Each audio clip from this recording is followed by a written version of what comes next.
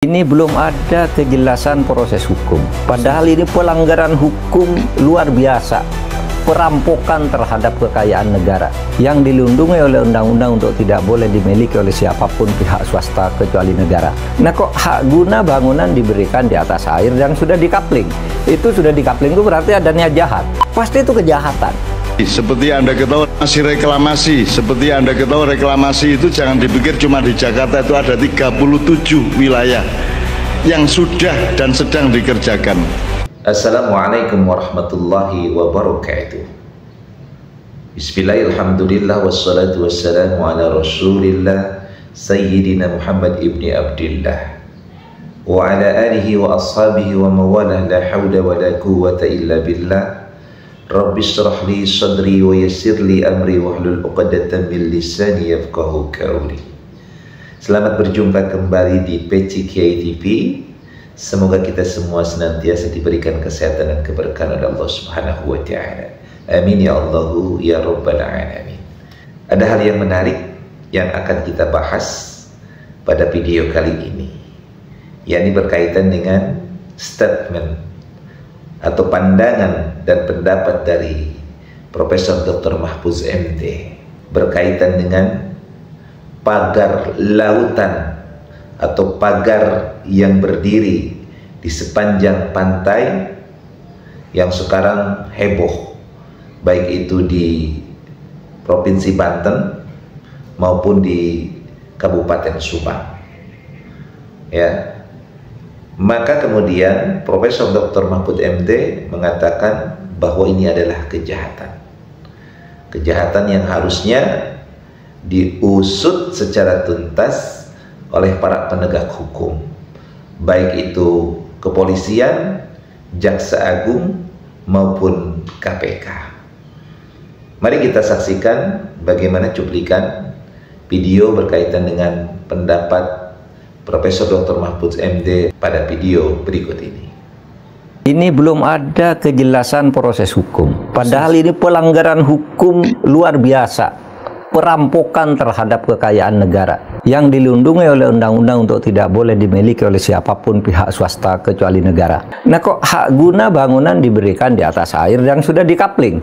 Itu sudah dikapling itu berarti adanya jahat. Pasti itu kejahatan. Kejaksaan Agung dan Polri itu bisa melakukan tindakan.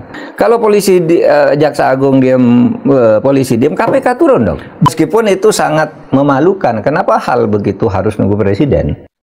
Dari video tadi kita bisa menyaksikan bagaimana dengan tegasnya Profesor Dr. Mahfuz MD mengatakan bahwa pembuatan pagar di lautan ini adalah merupakan kejahatan.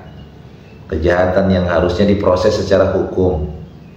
Apalagi di dalam hukum negara kita tidak ada sertifikat di atas lautan.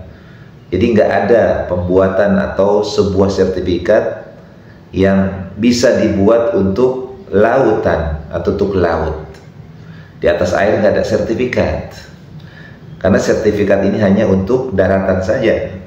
Jadi ini adalah merupakan suatu kejahatan yang seharusnya itu diusut oleh pihak Polri dan juga oleh pihak Jaksa Agung. Nah, kalau seandainya kedua institusi ini tidak mau bergerak, maka seharusnya KPK turun tangan di dalamnya. Jadi dalam bahasa beliau ini jangan sampai kemudian harus menunggu daripada instruksi presiden. Nah, inilah yang beliau jelaskan berkaitan dengan pandangan beliau terhadap pagar yang ada atau yang dibuat sepanjang pinggir pantai, baik itu daerah Banten maupun di Kabupaten Subang. Maka hal ini sesungguhnya seharusnya menjadi sebuah acuan dasar bagi para penegak hukum. Karena Pak Profesor Dr. Mahfuz MD ini kan sesungguhnya kalau kita lihat bagaimana rekam jejak sejarah beliau ini, beliau pernah menduduki sebagai ketua MK. Beliau pun di eranya Pak Jokowi pernah menjadi Menko Polhukam. Jadi apa yang diucapkan oleh Pak Profesor Dr. Mahfuz MD ini sesungguhnya seharusnya bisa menjadi acuan bagi para penegak hukum untuk mengambil sikap yang tegas terhadap para pelaku daripada pembuatan pagar di sepanjang pantai Banten dan Kabupaten Subang pada khususnya, dan umumnya hampir seluruh wilayah yang tersebar di negara kita. Nah, inilah yang sesungguhnya yang kemudian ada hal yang menarik adalah bahwa pembuatan atau penguasaan terhadap pesisir pantai ini memang sudah menjadikan sesuatu program yang di warning oleh seorang tokoh yang besar dari negeri ini yang bernama Cak Nun. Cak Nun itu dalam sebuah ceramahnya pernah menyampaikan hal ini, bahwa sudah terjadi penguasaan terhadap wilayah-wilayah pesisir pantai di berbagai penjuru di negeri ini. Lebih daripada 34 titik yang direklamasi, yang nanti dari hasil reklamasi itu akan dibangun perumahan-perumahan, pemukiman-pemukiman atau tempat-tempat yang mewah dan megah, yang notabene penghuninya bukan orang asli Indonesia, tetapi mereka-mereka yang didatangkan dari luar negeri, khususnya Tiongkok. Nah, inilah yang digambarkan oleh Cak Nun. Kita lihat dalam video lengkapnya di cuplikan video berikut ini. Seperti Anda ketahui, reklamasi itu jangan dipikir cuma di Jakarta, itu ada 37 wilayah yang sudah dan sedang dikerjakan. Di Jakarta diuruk-uruk terus akhir dibatalke karo Anies, ning Serang, sing ning Makassar, sing ning Ternate, sing ning Bali berjalan lancar. Jadi mereka akan menciptakan kota-kota besar yang penghuninya bukan orang Indonesia, tidak berbahasa Indonesia, dan kaya raya di wilayah-wilayah itu, membokongi atau memantati kalian. Dan itu ada 37. Itu baru reklamasi. Durung meneh kowe nek wis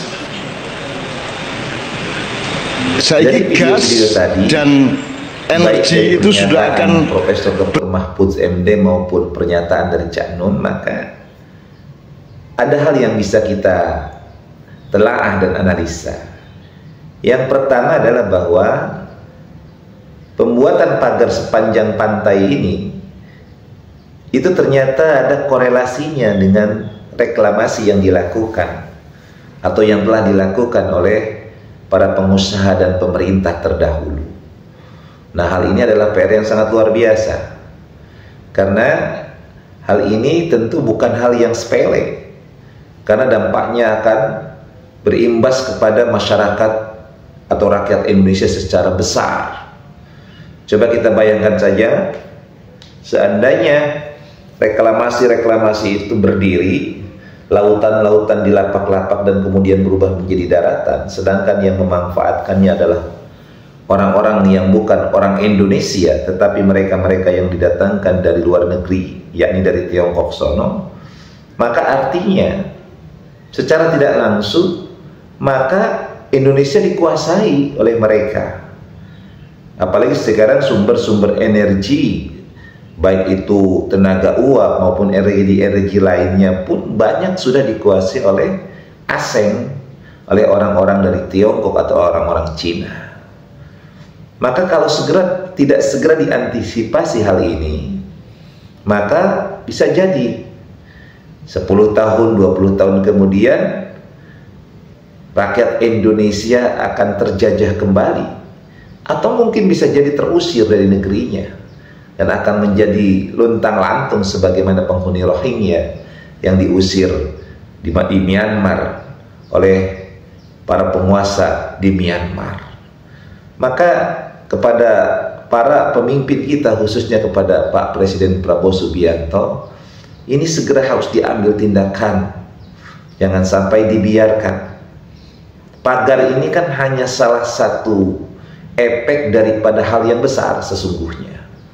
Jadi pagar ini sebenarnya sudah merupakan warning untuk kita, warning untuk para pemimpin bangsa ini yang memiliki nasionalisme yang tinggi, bahwa hati-hati, kedepannya bukan hanya pagar yang akan berdiri, kedepannya akan berdiri bangunan-bangunan yang mewah dan megah, kedepannya akan ada migrasi, akan ada yang namanya urbanisasi, akan ada yang namanya pengisian terhadap wilayah-wilayah yang reklamasi itu dari orang-orang yang bukan orang asli Indonesia, bahkan bukan orang Indonesia. Maka kalau ini sudah terjadi sebagaimana digambarkan oleh Cak Nun tadi, sampai 34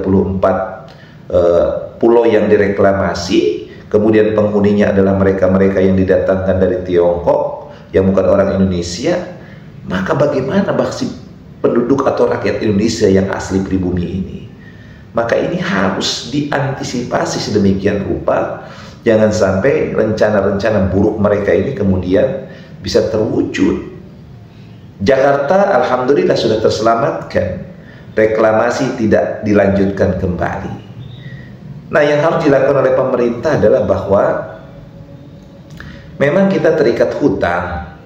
Hutang kita ini sudah menumpuk. Pak Jokowi ini memang luar biasa melakukan kerjasama dengan Tiongkok yang bargainingnya adalah merupakan area-area atau lahan-lahan yang sekarang sedang digarap yang akan direklamasi.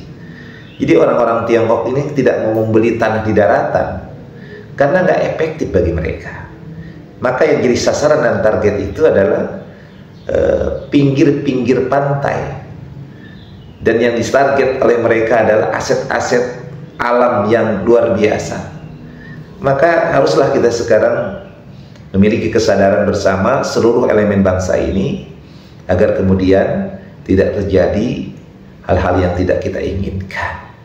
Mudah-mudahan apa yang disampaikan oleh Profesor Dr. Mahfud MD dan juga Cak Nun ini menjadi warning bagi kita semua untuk kedepannya lebih hati-hati menghadapi segala hal yang akan mengancam negara kesatuan Republik Indonesia yang kita cintai ini. Mudah-mudahan bermanfaat. Allah muwaffiq ila aqwamit thoriq. Assalamualaikum warahmatullahi wabarakatuh.